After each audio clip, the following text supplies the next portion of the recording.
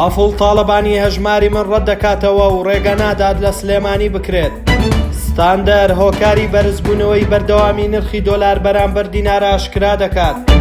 دوای هێرشە بەردەوامەکانی ئیسرائیل بۆ سەر لوبنان، دیارنەمانی ئیسماعیل قائانی دەبێتە بابەتی گەرمی میدیا جیهانیەکان.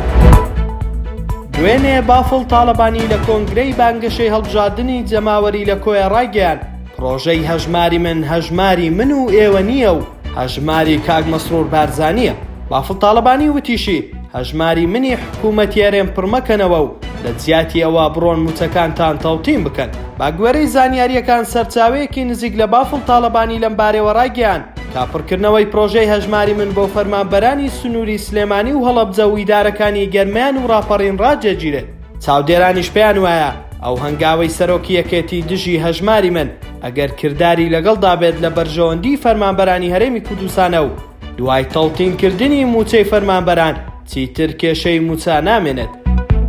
بەهای دۆلار لە بەرزبوونەوەدایە و لە ئێستادا $100 بەرامبەر بە 160,000 دینار مامەڵەی پێوە دەکرێت. ئەوەش بەرزترین پێوانەیە لە ماوەی 1 ساڵی ڕابردوو. باگوێرەی زانیاریەکانی ستاندەر گرژی و ئاڵۆزیەکانی ڕۆژهەڵاتی ناوەڕاست و ئەگەری تێوەگلانی عێراق لە شەڕی ئیسرائیل دوای ئەوەی گروپە میلیشیاکانی عێراق هێرشیان کردە سەر سوپای ئیسرائیل، بەهای دۆلار ناسەقامگیری بەخۆیەوە بینیوە و ڕۆژ لە دوای ڕۆژڕوو لە بەرزبوونەوەیە. جێی باسا لە پاڵ دابەزینی نرخی دیناری عێراقی، تومەنی ئێرانیش دوای هێرشە موشکیەکەی ئێران بۆ سەر ئیسرائیل و ئەگەری وەڵامدانەوەی ئیسرائیل بە شێوێکی بەرچاو بەهاکەی لەدەستداوە و ئێستا $100 بەرامبەر بە 6,300,000 تومەنە.